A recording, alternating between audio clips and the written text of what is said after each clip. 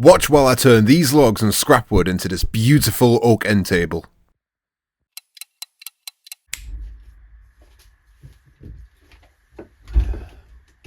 So the plan for today, what we are going to do is we're going to square up all these boards, get them glued up ready for tomorrow, and with this is all going to be our main focus of the day.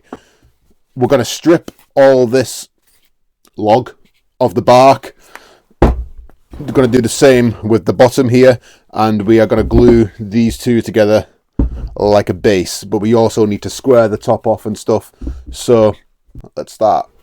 So before you get angry at me for destroying a live edge, I couldn't get this bark off with a normal chisel. Well, that's a lie. I could get it off, but it was coming off in really small bits and it wasn't coming out the cleanest, so I decided just to whack a harsh grit on there. I'm currently using 80 grit just to quickly whack all the bark off, and I still managed to keep that natural flow of the wood. Then I got a nice chunky dowel and I glued some holes in there. What the hell am I talking about? I put some holes in there for alignment and extra strength, and glued it all together. That's the base all gluing up, ready to do. Let's go on to the tabletop now. I lost a bit of confidence in this build, so instead of using those nice big beautiful planks of oak that I have, I decided to jump into my scrap drawer and pull out all these scrap bits of oak I have laying around to make a nice small end table.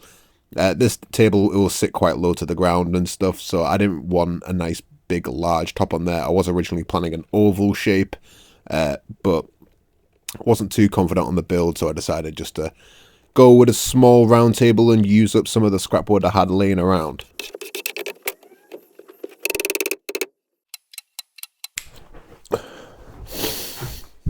So it's day 2 and we have some issues to face. As you can see here, this looks completely different to the other boards that I had before, and that's because I'm not entirely confident in this project and I don't want to waste that good wood in case this ends up looking bad.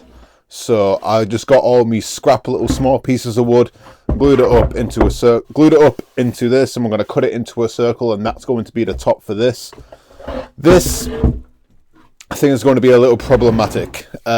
You see on the outside it's testing dry. But when I drilled that hole yesterday to put the dowel in, it seemed like there was no smoke coming out, it was just sort of steam. So I don't think this is going to be something I'm going to be able to sell, just because I'd hate to sell it and then 6 months from now it like crack, split and warp and do all sorts of stuff, especially because this is a cookie underneath.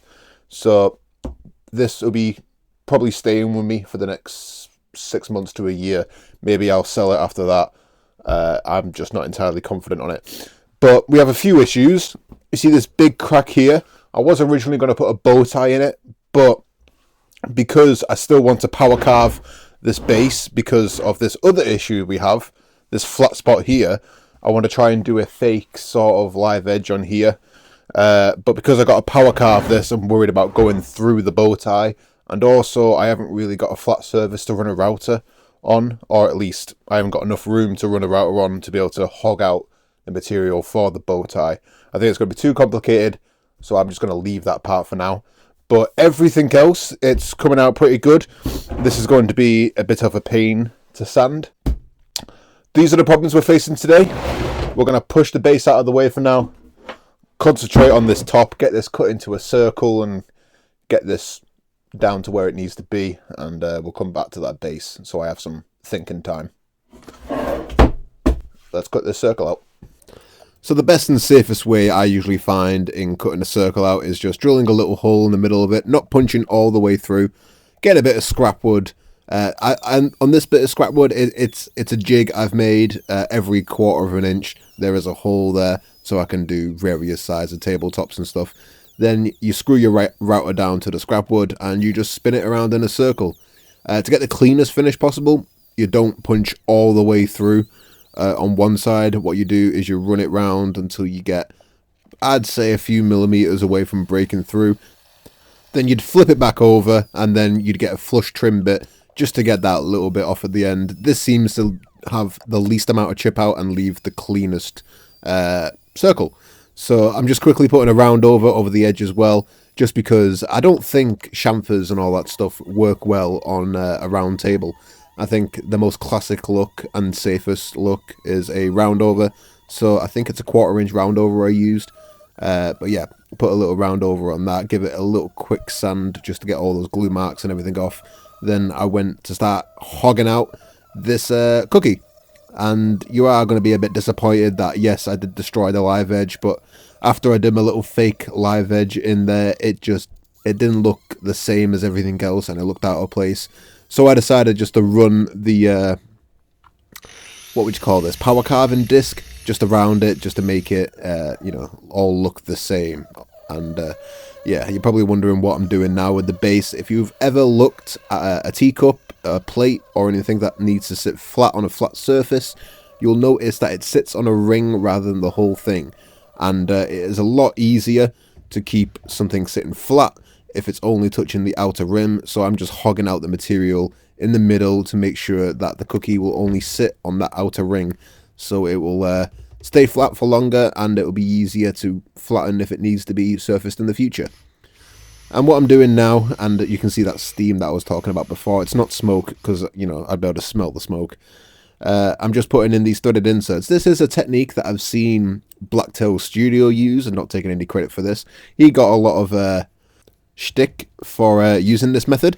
I personally think it's a brilliant way of doing things. I think a lot of furniture makers actually do it this way as well. I don't know if Blacktail Studio was the person that came up with it, but basically just putting a threaded insert on both the tabletop and the base, and just using a stud in between to connect the two. It's the cleanest look because you don't, when you look under the table, you're not seeing any brackets or anything like that. You don't have to do anything for wood movement because it's just the one hole, and it makes it easier to switch out tabletops and stuff in the future. And brilliant. Always seems to happen to me when I'm cutting small metal bits on a hacksaw that the blade skips over and mars everything, but it still works, it still screws in, which is good. So then what we are going to do is line everything up, give it a little spin, and the tabletop is attached. But I'll show you that this is plenty strong. There is no wobble in it whatsoever. That wobble is coming from my table, by the way, it's not flat. But you can see it's rock solid, and it's strong enough to where you can actually pick the table up just by the tabletop. I have full confidence in this way of fixing this tabletop, so go ahead and say whatever you want in the comments. I think this is a perfectly good way of attaching a tabletop. But we need to take this tabletop off, and we need to give everything its final sanding. So I didn't record all of the sanding, I'm just recording, you know, nearer to the end. But I'm sanding this all the way up to 320 grit.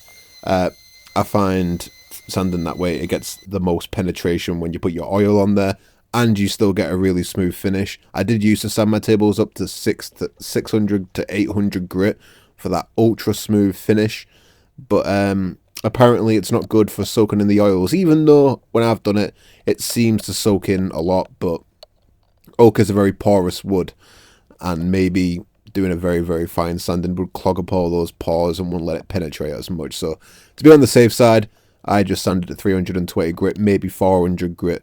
It seems to soak in plenty good, and you still get a nice smooth finish. And that cookie came out looking absolutely beautiful, by the way. I absolutely love that colour. All of this is oak, by the way. It's an oak log, it's an oak cookie, and it's an oak top. But let's put this all together to get that final look. And yeah, everyone's been telling me it just looks like a mushroom, so it's been annoying, because now every time I look at this table, all I can think of is a mushroom. So you guys let me know in the comments below if you think this is a mushroom looking table. But I actually kind of like this table. It's quirky, it's funky, it's original, it's unique.